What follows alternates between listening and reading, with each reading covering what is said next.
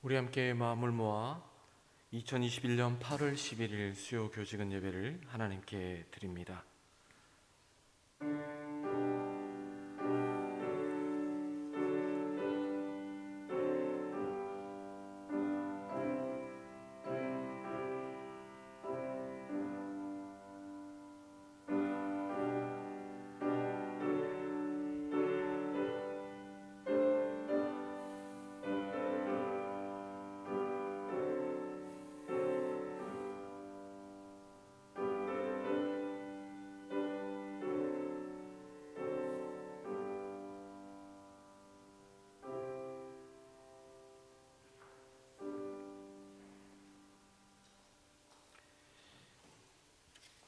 우리 함께 예배의 시작 드리겠습니다.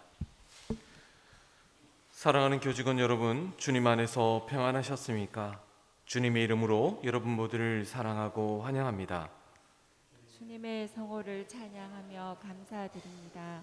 이 시간 저희들은 하나님께 예배를 드리러 나왔사오니 전능하신 하나님이여 우리 예배를 받아 주시옵소서. 이 시간 우리는 시와 찬미와 신령한 노래를 부르며 또 우리 마음을 살피시는 하나님께 감사함으로 기도드리고 말씀 앞에 겸손한 자들이 되기를 원합니다. 주께서는 이 예배를 통하여 우리에게 말씀하시옵소서. 저희들이 겸손히 듣겠습니다. 여호와는 그 얼굴을 우리에게 향하사 평강 주시기 원합니다. 아멘. 우리 함께 예배합니다. 찬양 드립니다.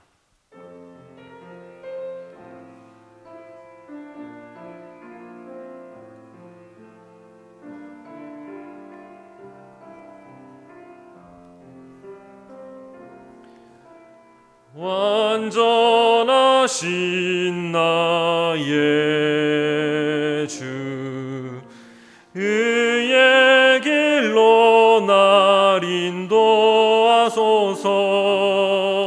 행하신 모든 일 주님의 영광 나 경배합니다. 예배합니다. 찬양합니다. 주님만 날 다스리소서. 예배합니다. 찬양합니다. 주님 홀로 높임 받으소서. 완전하신 나의 주, 완전하신 나의 주, 의의 길로 날 인도하소서. 행하신 모든 일 주님의 영광 다 경배합니다. 예배합니다. 찬양합니다. 주님만 날 다스리소서. 예배합니다. 찬양합니다. 주님 홀로 높임 받으소. 예배합니다. 찬양합니다. 예배합니다. 찬양합니다. 주님만 날 다스리소서. 예배합니다. 찬양합니다. 주님 홀로 높임 받으소서.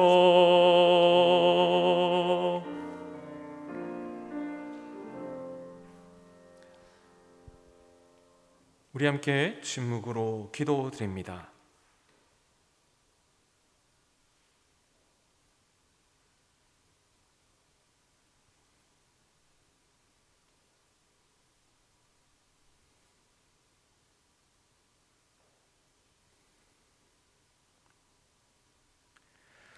살아계신 하나님, 하나님의 존전 앞에 저희들이 꿇어 경배하오니 저희들의 마음을 다스려 주시고 거칠고 완악한 마음을 부드러운 마음, 새 살과 같은 마음으로 바꾸어 주옵소서.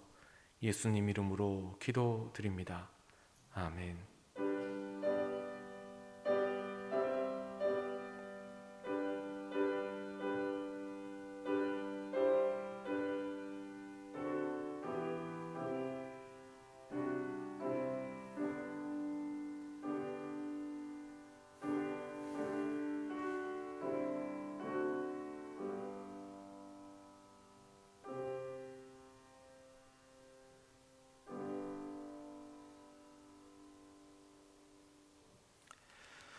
오늘 저희들이 주신 하나님 말씀 느헤미야서 8장 1절에서 12절 말씀입니다. 제가 받들어 읽도록 하겠습니다. 이스라엘 자손이 자기들의 성읍에 거주하였더니 일곱째 달에 이르러 모든 백성이 일제히 수문 앞 광장에 모여 학사 에스라에게 여호와께서 이스라엘에게 명령하신 모세의 율법책을 가져오기를 청하매 일곱째 달 초하루에 제사장 에스라가 율법책을 가지고 회중 앞 곧 남자나 여자나 알아들을 만한 모든 사람 앞에 이르러 수문 앞 광장에서 새벽부터 정오까지 남자나 여자나 알아들을 만한 모든 사람 앞에서 읽음에 무 백성이 그 율법책에 귀를 기울였는데 그때 학사 에스라가 특별히 지은 나무 강단에 서고 그의 곁 오른쪽에 선 자는 마띠다와 스마와 아나야와 우리야와 힐기야와 마아세야요 그의 왼쪽에 선 자는 브다야와 미사엘과 말기야와 하슴과 하스밧다나와 스가랴와 무슬람이라. 에스라가 모든 백성 위에 서서 그들 목전에 책을 펴니 책을 펼 때에 모든 백성이 일어서니라. 에스라가 위대하신 하나님 여호와를 송축하며 모든 백성이 손을 들고 아멘 아멘 하고 응답하고 몸을 굽혀 얼굴을 땅에 대고 여호와께 경배하니라. 예수아와 바니와 세레바와 야민과 악굽과 사브데와 호디야와 마아세야와 그리다와 아사랴와 요사밧과 하난과 블라야와 레위 사람들은 백성이 제자리에 서 있는 동안 그들에게 율법을 깨닫게 하였는데 하나님의 율법책을 낭독하고 그 뜻을 해석하여 백성에게 그 낭독하는 것을 다 깨닫게 하니 백성이 율법의 말씀을 듣고 다 우는지라. 총독 느헤미야와 제사장 겸 학사 에스라와 백성을 가르치는 레위 사람들이 모든 백성에게 이르기를 오늘은 너희 하나님 여호와의 성일이니 슬퍼하지 말며 울지 말라 하고 느헤미야가 또 그들에게 이르기를 너희는 가서 살찐 것을 먹고 단 것을 마시며 준비하지 못한 자에게는 나누어 주라. 이 날은 우리 주의 성일이니 근심하지 말라. 여호와를 인하여 기뻐하는 것이 너희의 힘이니라 하고 레위 사람들도 모든 백성을 정숙하게 하여 이르기를 오늘은 성일이니 마땅히 조용하고 근심하지 말라 하니 모든 백성이 가서 먹고 마시며 나누어 주고 크게 즐거워하니 이는 그들이 그 읽어 들려준 말을 밝히 알미라. 아멘. 이번 주를 마지막으로 느헤미야를 마치려고 합니다. 오늘 본문의 말씀은 느헤미야서 5장에서 13장에 이르기까지 성벽 재건의 완성과 그리고 사회 전반적인 개혁에 대한 말씀을 짧은 시간 안에 함축적으로 알아보려고 합니다. 느헤미야는 예루살렘 성벽을 52일 만이라는 매우 짧은 기간 안에 재건했습니다. 여러 위협과 방해 공작이 있었지만 느헤미야는 모든 유다 사람들 곧 공동체 구성원들의 협력을 이끌어내어 자신의 삶의 자리에서 성벽을 재건하게 했습니다. 느헤미야는 성벽 재건 공사뿐만 아니라 사회 전반적인 문제들을 개선해 나갔고 나아가서 그들의 신앙도 개혁한 것을 보게 됩니다. 철학적인 말 중에 형식이 내용을 결정한다라는 말이 있는데 틀을 어떻게 갖추느냐에 따라서 그 내용이 완전히 달라지는 것을 봅니다. 마치 코카콜라의 유선병의 그 병은 내용의 음료를 유선형을 띄게 만들고, 만약에 네모난 상자의 모양의 통이라면 그 안에 음료는 네모난 모양의 기둥이 됩니다. 그와 마찬가지로 우리 신앙생활에 있어서도 내용만 중요하다라고 할 수 있지만 결코 그렇지 않습니다. 내용이 형식에서 영향을 받기 때문에 결국은 형식이 내용을 결정한다라는 그 말은 매우 타당한 말입니다. 오늘 이 말과 같이 느헤미야는 예루살렘 성벽을 재건해 나가는데 단순히 눈에 보이는 예루살렘 성벽의 재건이 아니라 그것은 그들의 신앙의 형식적인 틀, 그리고 삶의 모든 틀들을 다시금 재구성하는 그런 계기를 마련했다는 것을 오늘 본문을 통해서 확인할 수가 있습니다. 곧 그 성벽의 재건은 윤리와 신앙, 그리고 그들의 생각과 정체성까지 다시 새롭게 세워가게 되는 중요한 과정인 것을 보게 됩니다. 그렇게 느헤미야는 하나님의 성 예루살렘이라는 것을 세워갈 때 하나님의 백성들도 함께 더불어서 세워가는 개혁을 단행하게 됩니다. 그 내용은 다음과 같은데요. 첫 번째로는 느헤미야는 하나님의 형상으로 창조하신 사람들을 본래의 의미로 되돌리고 있습니다. 5장의 내용인데요. 데카르트는 생각하는 존재로서 인간이 주체가 되고 또 생각의 대상이 되는 사물을 객체라고 말을 합니다. 그래서 주체와 객체와의 관계는 주체가 객체를 인식할 때, 그리고 또는 그 이름을 불러주었을 때 비로소 객체가 존재하게 된다라고 여기게 됐습니다. 문제는 이 주체인 인간과 객체인 사물과의 그 관계성이 사람들에게도 적용이 될 때입니다. 곧 사람을 객체화해서 수단이나 경제적인 이익을 추구하는 대상으로 여기거나, 아니면 마치 악습인 노예제도나 식민지 제도와 같은 것들이 사람을 사람으로 생각하지 않는 때입니다. 데카르트가 이처럼 인간을 바라보는 주체라는 이 말의 사용으로 인해서 자의식이라는 그런 발전을 이루어 왔다라고 말을 하고, 이것이 근대의 중요한 단초가 되었다라고 합니다. 그러나 이것은 이미 창세기에 등장하고 있는 것을 보게 됩니다. 하나님은 사람을 창조하실 때 하나님의 형상으로 창조하셨습니다. 사람은 동물이나 단순한 피조물이 결코 아닙니다. 사람은 하나님의 형상, 곧 이마고 데이, 이미지 오브 갓이라는 그 하나님의 형상이 깃들어 있는 존귀한 존재입니다. 하나님은 사람을 수단화하는 것을 금하셨습니다.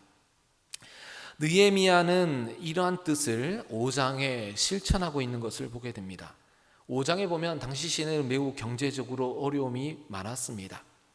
식구들이 많아 먹을 곡식이 부족했던 이들도 있었고, 먹을 것이 부족해 밭과 포도원과 집을 저당 잡히거나 아니면 세금을 바치기 위해서 밭과 포도원을 저당 잡힌 사람들이 있었습니다.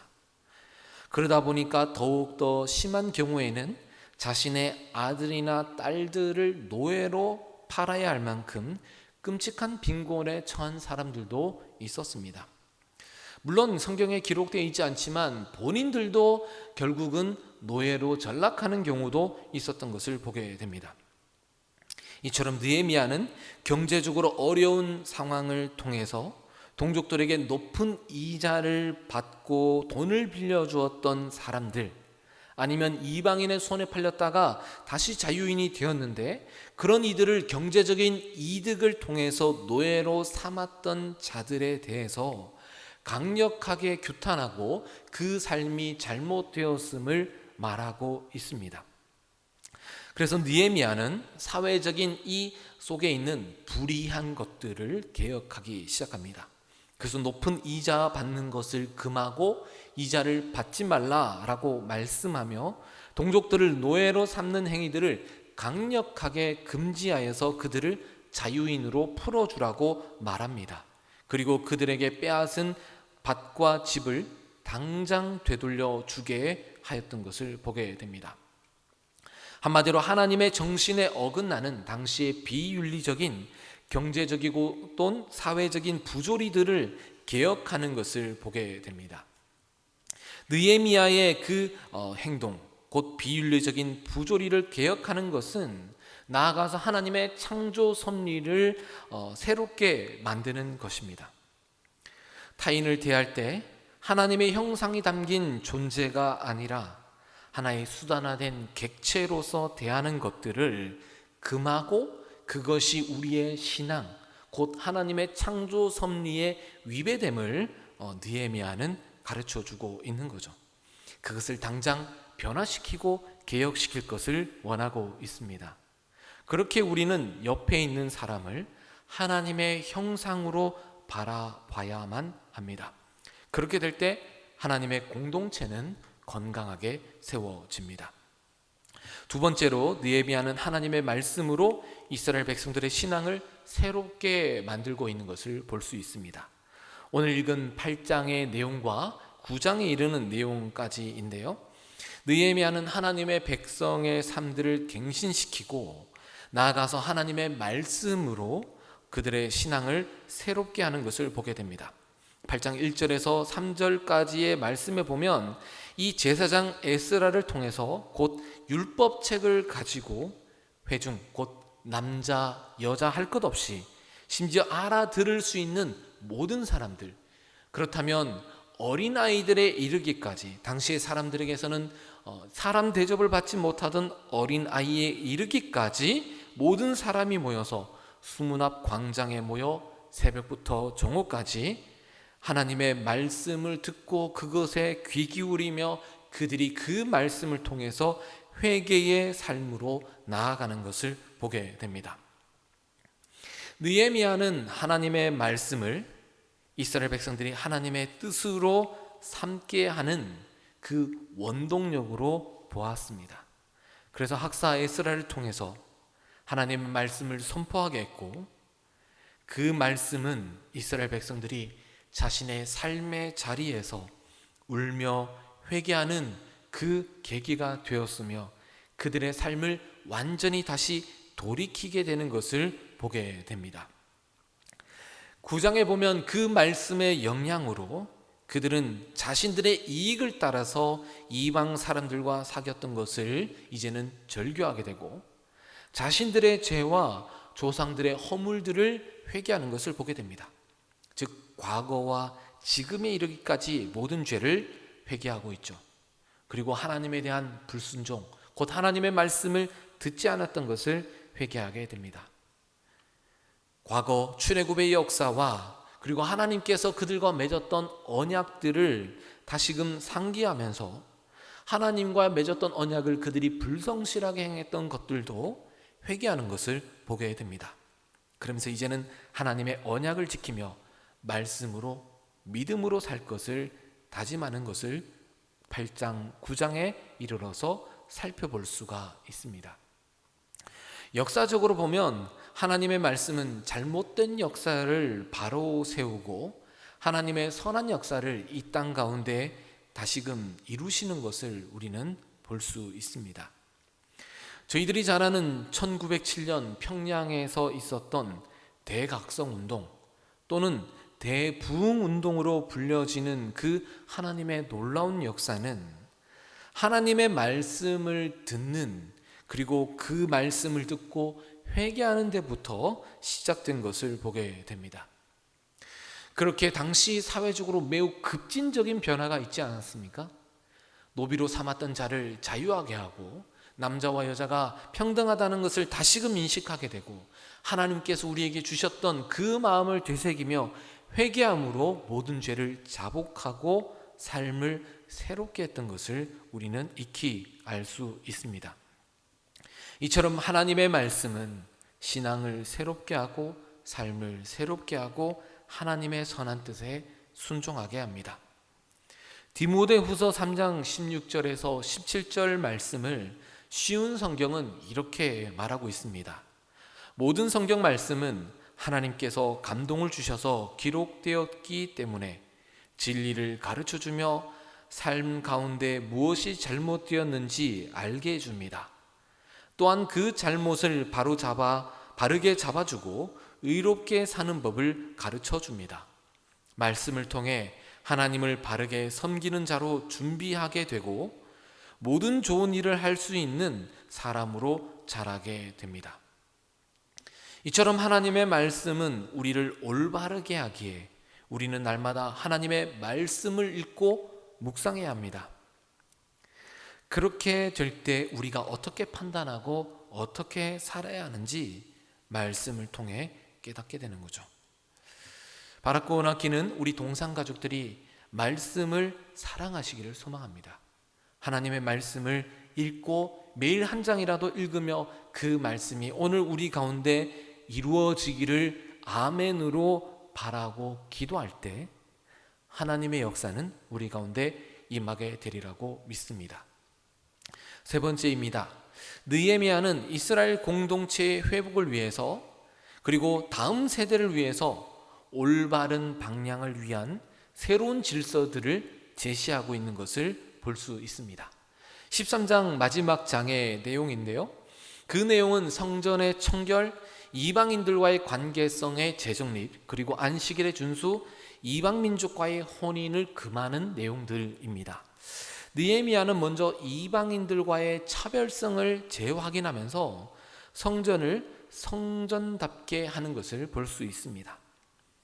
이 이스라엘 성벽을 재건하는 행위가 하나님의 백성으로 살아가는 것에 대한 외형적인 형식을 다시금 세워가는 과정이라면 하나님의 이방인들과의 차별성을 확인하고 다시금 그 안에 성전을 새롭게 하는 것은 내용을 채워가는 그 과정이라고 볼 수 있습니다.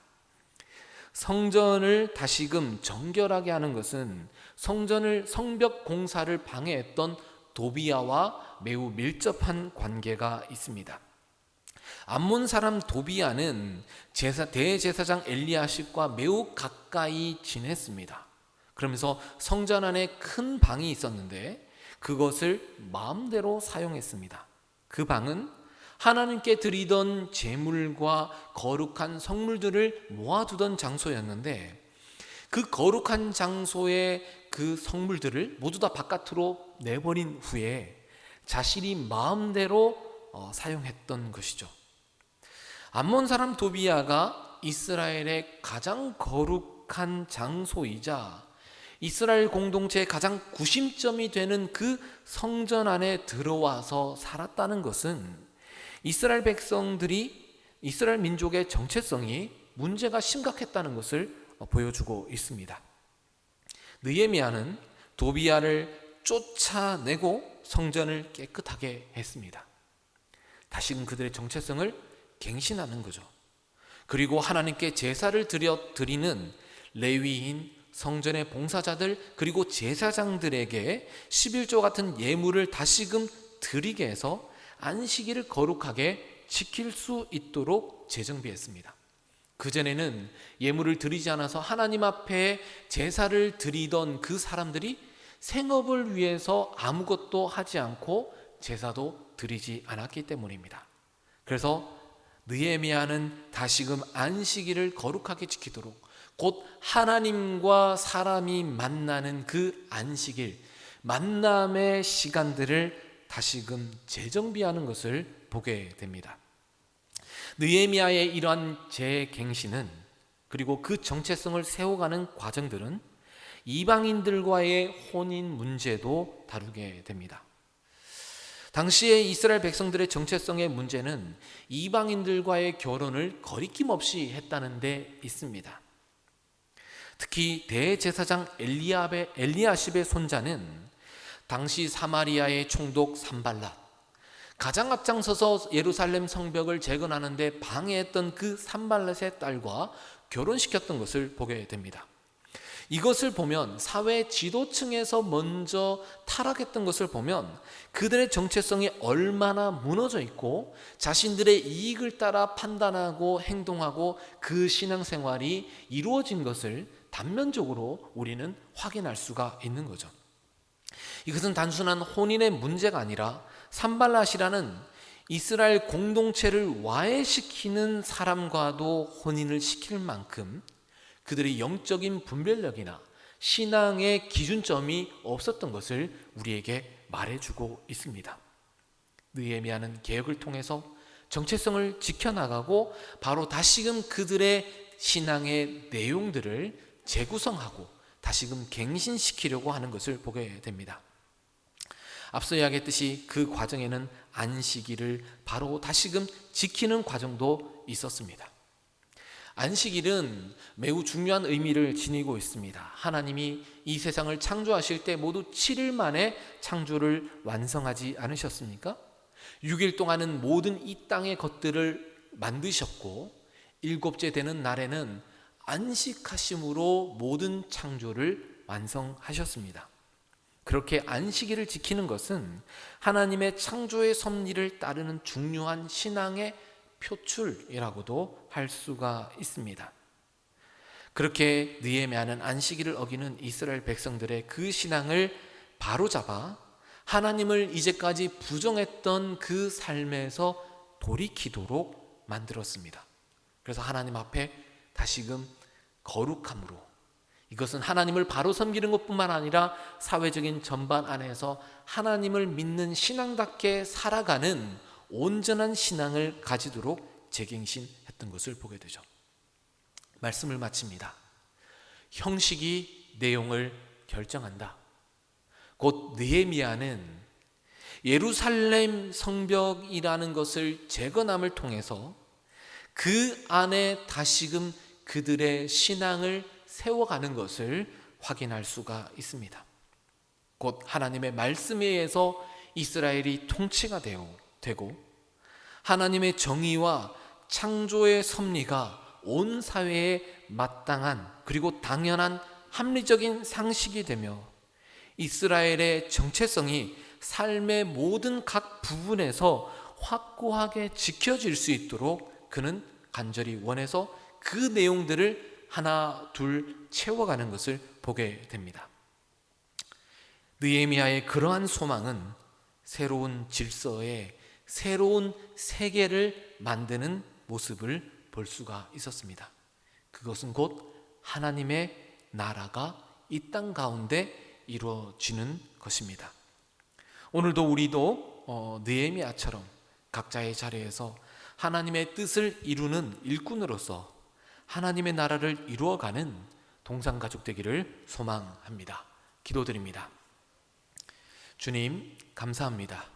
우리가 느헤미야와 같이 우리의 신앙을 다시금 하나님 앞에 바로 세워가는 저희들 되게 하여 주옵소서. 예수님 이름으로 기도드립니다. 아멘. 우리 함께 치유를 위한 고백 드립니다. 내가 아플 때 하나님은 나의 치료자가 되십니다.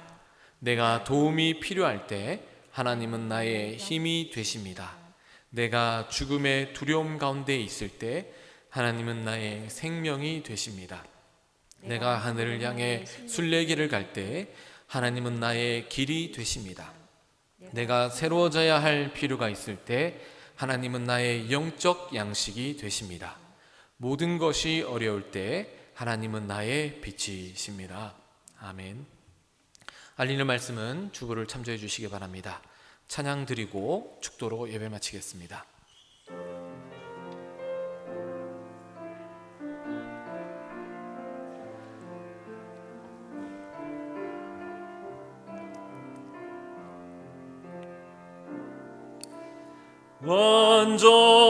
완전하신 나의 주, 의의 길로 날 인도하소서.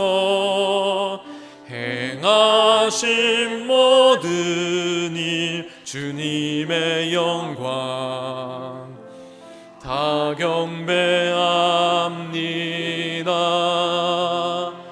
예배합니다. 찬양합니다. 주님만 날 다스리소서. 예배합니다. 찬양합니다. 주님 홀로 높임 받으소서.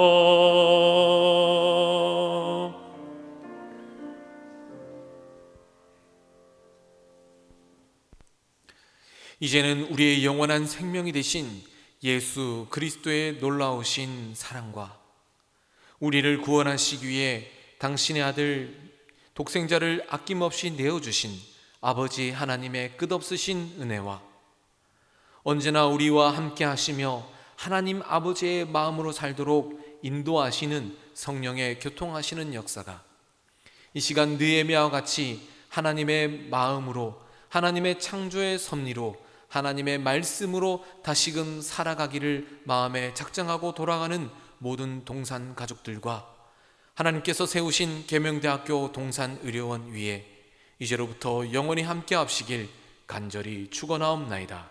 아멘.